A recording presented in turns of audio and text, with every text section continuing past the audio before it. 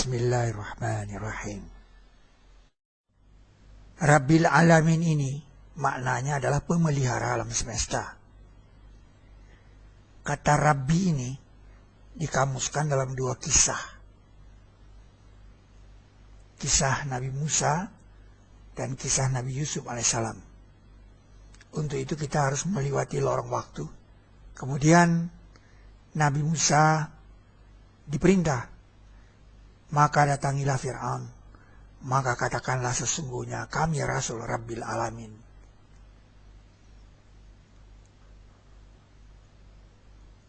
Lalu Fir'aun berkata, bukankah kami pemeliharamu? Disinilah dikamuskan kata pemelihara dengan istilah Rabbi, Nurabbik, kami memeliharamu. Dalam kisah Nabi Yusuf dimasukkan ke dalam sumur. Kemudian diambil oleh pedagang dan dijual sebagai budak. Kemudian Nabi Yusuf mengatakan, sesungguhnya dia pemeliharaku. Maksudnya raja yang membeli dia. Sesungguhnya dia pemeliharaku, telah baguskan kedudukanku. Itulah dua kamus tentang Rabb, artinya pemelihara.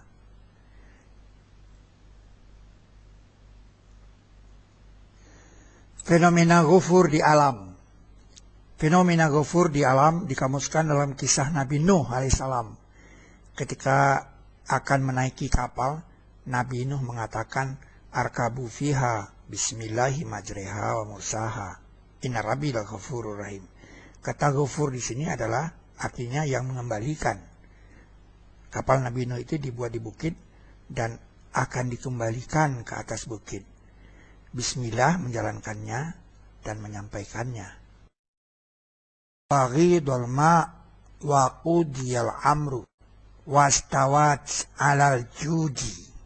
Dan surutlah air dan beres urusan, dan kapal Nuh istawa atas bukit Judi.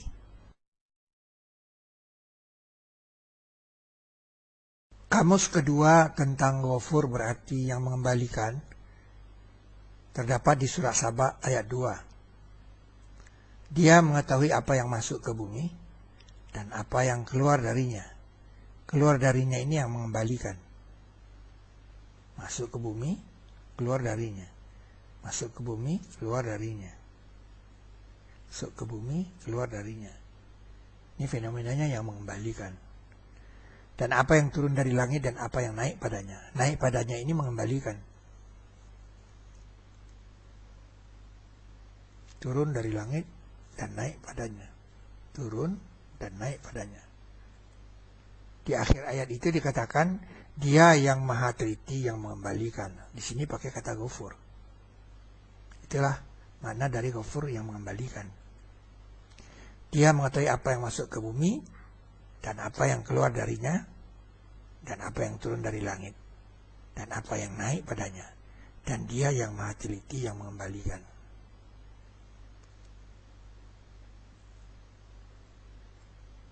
Jadi ghafur artinya yang mengembalikan.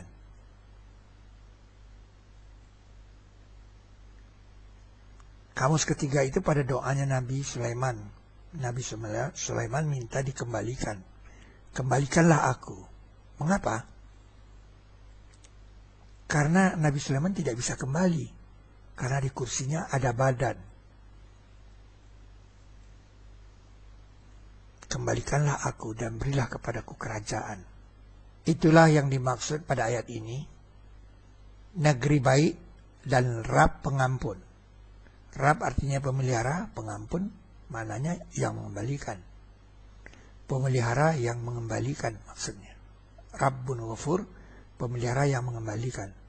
Maksudnya adalah air yang berlimpahan, persediaan oksigennya tidak terbatas. Itu dalam bentuk pemeliharaan. Alamnya senantiasa diremajakan kembali. Diremajakan kembali ini yang mengembalikan artinya oleh proses-proses organis.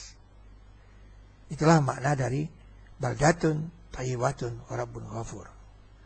Negeri yang baik, pemelihara yang mengembalikan. Ketika Nabi Sulaiman berdoa minta dikembalikan, ke kerajaannya, ia mengatakan kepada Allah, berilah kepadaku kerajaan yang tidak pantas bagi seorang sesudahku. Sesungguhnya engkau maha pemberi. Disinilah dikamuskan Al-Wahhab, maha pemberi. Bagaimana maha pemberi itu? Karena Allah memberinya angin.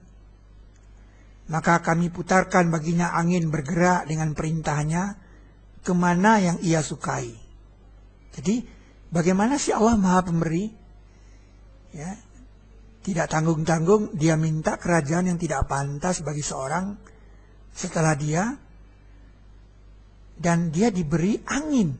Bukan itu saja, dia juga diberi kekuasaan terhadap setan-setan sebagai pembangun dan penyelam. Tentunya menyelam, mengambil mutiara, permata, dan yang lain bahkan mampu dibelenggu dan dirantai-rantai. Luar biasa pemberiannya. Jadi Al-Wahhab itu memberi tidak tanggung-tanggung. Ya, apa saja yang diminta diberi. Nah, selama ini kita berpikir bahwa setan-setan ini membangun ya di darat. Ternyata tidak. Setan-setan itu membangun di dalam laut juga.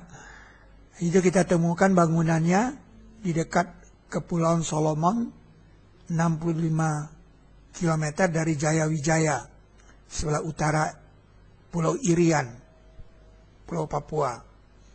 Nah, ini bangunannya. Bangunan ini di dalam laut.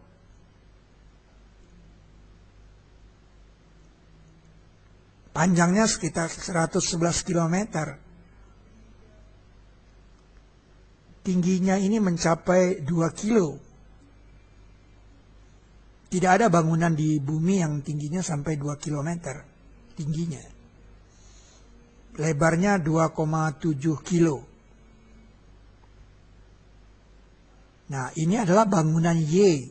Kalau di matematika Islam ini namanya bangun Y. Ya, bangun Y.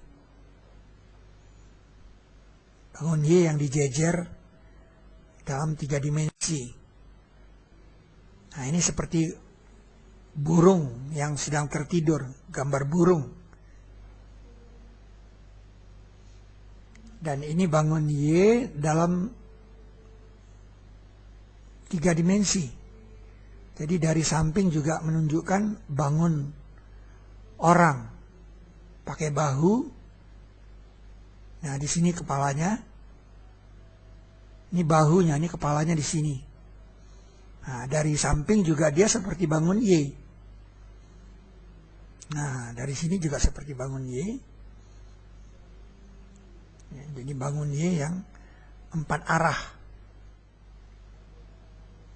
Nah, itu panjangnya 111 km. Berada 65 km dari pantai utara Pulau Irian, Pulau Papua.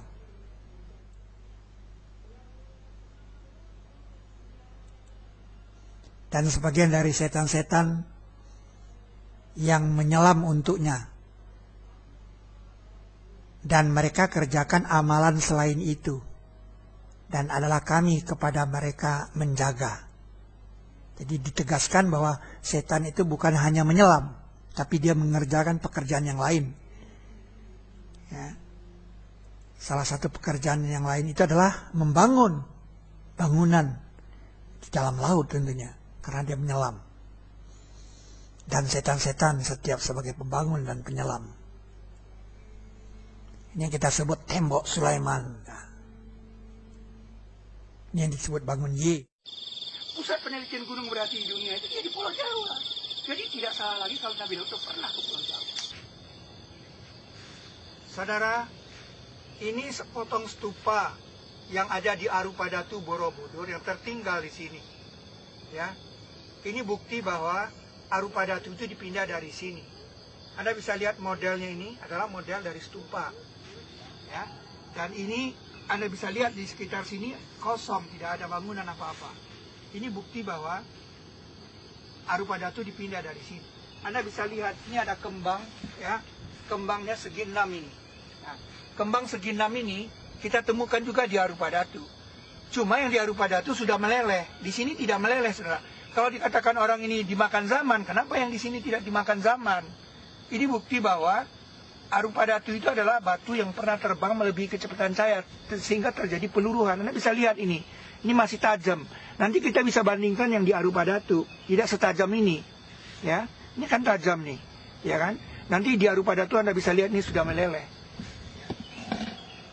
Inilah model dari bukti bahwa Arupa Datu pernah dipindah dari sini. Dan kawasan ini semuanya kehilangan bangunan-bangunannya. Anda bisa lihat sekitar ini kosong, ya, sekitar ini kosong. Ya.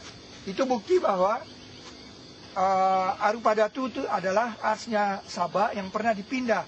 Jarak ini, tempat ini ke Arupa Datu Borobudur itu 36 km. Anda bisa lihat daerah seluas ini kosong. Kemana batu-batunya? Kemana bangunannya dipindah? Siapa yang memindah? Dengan cara bagaimana bangunan di sini telah dipindahkan? Yang tertinggal itu sedikit, yang kecil ini, Kolil, yang disebut Sidrin Kolil. Semuanya sudah hilang. Pusat penelitian gunung berapi di dunia itu di Pulau Jawa. Jadi tidak salah lagi kalau Nabi Nuh pernah ke Pulau Jawa. Saudara, ini model dari Wildan, ya, anak muda. Dia menghadap ke matahari terbit. Sedangkan yang di seberang sana Gilman, dia sudah agak tua. Dia menghadap ke matahari terbenam. Ini adalah bagian dari ars Sabah yang dipindah dari Istana Ratu Boko. Ini adalah ars Ratu Sabah yang dipindah dari Istana Ratu Boko ke sini. Ini di Lembah Semut. Ya, ini di Lembah Semut. Ya. Dan ini merupakan bagian dari bentuk istana, model dari sorga. Nah, ini matahari lagi terbit sekitar pukul 5.30 waktu setempat.